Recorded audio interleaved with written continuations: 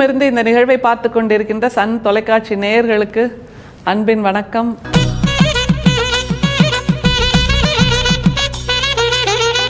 வள்ளல் பெருமானுடைய உரைநடை என்பது தமிழின் அழகாக, தமிழின் அடையாளமாக இருக்கிறது என்பதை பல பத்திகளை படித்து படித்து நாம் உணர்ந்து கொண்டிருக்கிறோம். அந்த தமிழின் உரைநடை என்கின்ற அந்த வகைமை அவருடைய காலத்தில் 19ஆம் நூற்றாண்டில்தான் தோன்றியது. ஆனால் நம்முடைய வள்ளல் பெருமான் அதில் மிகச்சிறந்த ஆளுமை பெற்றவராக இருந்திருக்கிறார். அதிலும் அது நாள் வரைக்கும் இருந்த தத்துவங்கள், கோட்பாடுகளை எல்லாம் தள்ளி வைத்துவிட்டு புதிய தத்துவங்கள், புதிய கோட்பாடுகளை சொல்லக்கூடிய அந்த வல்லமை நம்முடைய வள்ளல் பெருமானுக்கு இருந்திருக்கிறது. அதில்தான் அவருடைய அந்த அற்புதமான வார்த்தை ஜீவகாருண்ய ஒழுக்கம் என்பது முதலாக நம்முடைய வள்ளல் பெருமானால் பயன்படுத்தப்பட்டது, உருவாக்கப்பட்டது. அது உலகம் முழுதும் இன்றைக்கு பேசப்படுகிறது என்றால் எப்படிப்பட்ட தமிழ் ஆளுமையாக அவர் இருந்திருக்கிறார். அதை தாண்டி சமூகத்தின் புரட்சியாளராகவும் அவர் இருந்திருக்கிறார் என்பதற்கு ஒற்றை சொல் தனிப்பெரும் கருணை, அருட்பெரும் சோதி, ஜீவகாருண்ய ஒழுக்கம் என்ற அந்த ஒற்றை சொல் தான். அந்த ஜீவகாருண்ய ஒழுக்கம்னா என்ன அப்படிங்கிறத பற்றின ஒரு பத்தியை நாம் இன்னைக்கு பார்க்க போகிறோம். இதற்கு முன்னால் ஒரு சின்ன தகவல் என்னன்னா, அதற்கு முன்பு சமூகம் எப்படி இருந்தது அப்படிங்கிறத நம்ம புரிஞ்சுக்கணும். முதல்ல பத்தியை பார்த்துடலாம். ஜீவகாருண்யம் இல்லாத போது அறிவும் அன்பும் தோன்றா, அவை தோன்றாத போது கண்ணோட்டமும் ஒருமையும் உபகாரமும் விளங்கா, அவை விளங்காத போது வலிய ஜீவர்களால் எளிய ஜீவர்கள் ஒழுக்கம் பொறாமை முதலானவைகளால் தடைப்பட்டு அழிந்தது போல் பின்பு வலிய ஜீவர்கள் ஒழுக்கங்களும் தாமச ஒழுக்கங்களாகி ஒருவர் ஒழுக்கத்தால் மற்றொருவர் ஒழுக்கம் மதத்தினால் சோர்வடைந்து மாறுபட்டு அழிந்து போ. ஜீவகாருண்ய ஒழுக்கம் சிறிதும் இல்லாத புலி, சிங்கம் முதலிய மிருகங்கள் வழங்குகின்ற காட்டில் இகலோக ஒழுக்கம் வழங்கவே இல்லை. அதுபோல் ஜீவகாருண்யம் இல்லாத மனிதர்கள் வழங்கும் இடத்திலும் இகலோக ஒழுக்கம் வழங்கவே மாட்டாதென்று அறிய வேண்டும். இந்த ஜீவகாருண்யம் இல்லாத மனிதர்கள் இருக்கின்ற பூமியில், இருக்கின்ற நிலத்தில், இருக்கின்ற ஊரில் இகலோக ஒழுக்கம் இருக்காது அப்படிங்கிறார். அப்போ ஜீவகாருண்ய ஒழுக்கம்னா என்ன, இகலோக ஒழுக்கம்னா என்ன? இகலோக ஒழுக்கம் என்பது கருணை, அவ்வளோதான். மற்றவர் மீது அன்பு செலுத்துதல், மற்றவர் உயிருக்காக பரிந்து கொள்ளுதல், அவர்களுடைய உயிரும் மற்ற உயிரினங்களின் உயிரும் நம் உயிரை போன்றது தான் என்கின்ற ஒற்றை சமநிலைக்கு வருவது தான் ஜீவகாருண்ய ஒழுக்கம். அதற்கு என்ன தகவலை முதல்ல தெரிஞ்சுக்கணும் அப்படின்ட்டா, வைதீகர்கள் அந்த வேத காலத்தில் யாகம் வளர்த்து தான் அவர்கள் தங்களுடைய வழிபாட்டு முறையை பின்பற்றி இருக்கிறார்கள். யாகம் வளர்க்கும்போது குச்சி, கம்பு, அப்புறம் செடி கொடி இதையெல்லாம் போடுறதை தாண்டி அவர்கள் மிருகங்களை, ஆடு மாடுகளை பலியிட்டு அதை அவி உணவாக கொடுத்திருக்கிறார்கள் சந்திரன் முதலிய அந்த தேவர்களுக்கு.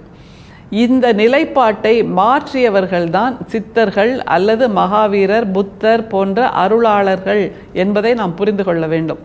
ஏனென்றால் மற்றொரு உயிரை பலி கொடுத்து அதன் மூலமாக தனக்கு அருளை தேடிக்கொள்வது என்பது ஜீவகாருண்ய ஒழுக்கம் கிடையாது, இகலோக ஒழுக்கமும் கிடையாது.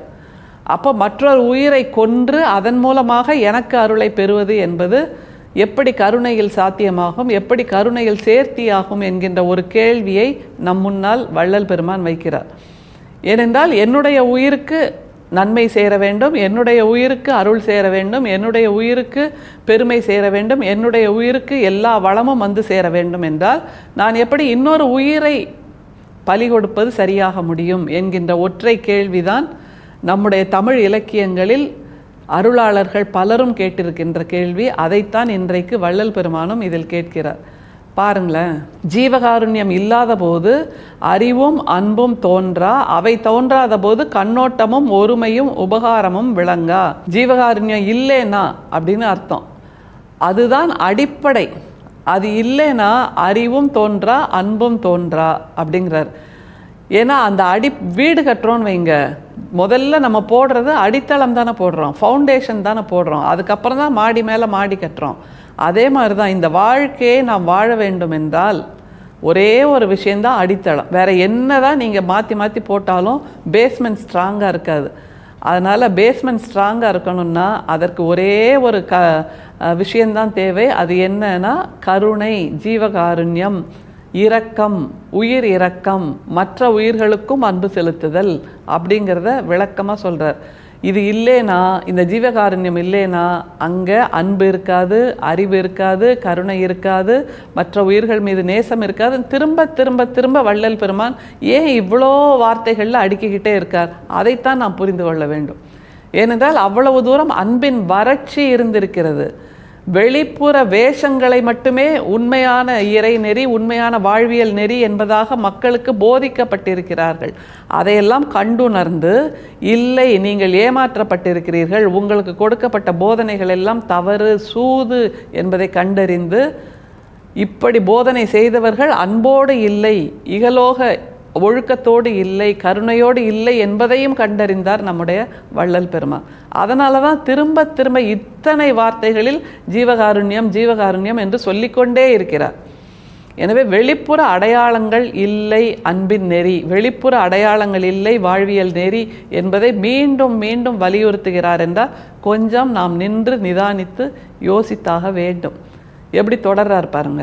அவை விளங்காத போது வலிய ஜீவர்களால் எளிய ஜீவர்கள் ஒழுக்கம் பொறாமை முதலானவைகளால் தடைப்பட்டு அழிந்தது போல் வலியவர்கள் எளியவர்களை சுலபமாக உயிரை இழக்க செய்கிறார்கள் இல்லையா?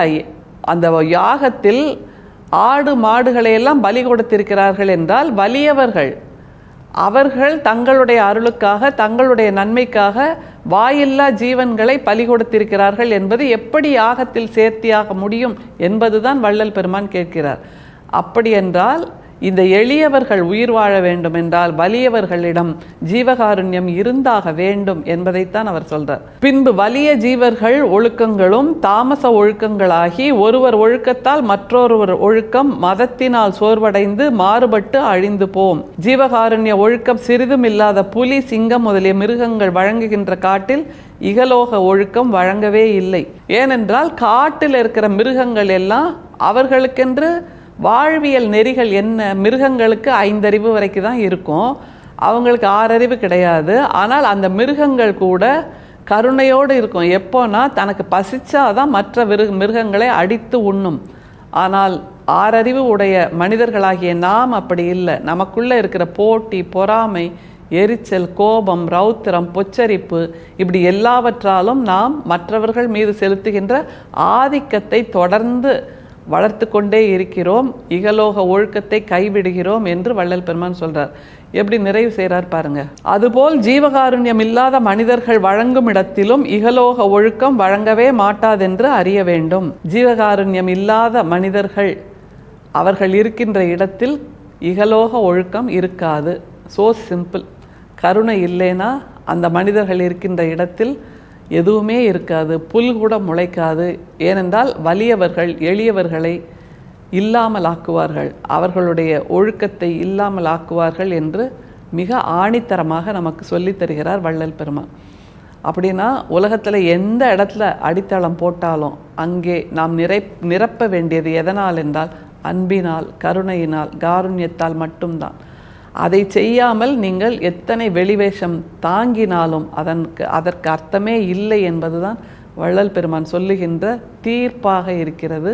எனவே அந்த தீர்ப்பின்படி நாம் அன்பை, கருணையை, காருண்யத்தை நம்முடைய அடித்தளமாக வைத்துக்கொள்வோம். அதன் மூலம் நம்முடைய உயரத்தை அதிகமாக்கிக் கொள்வோம்.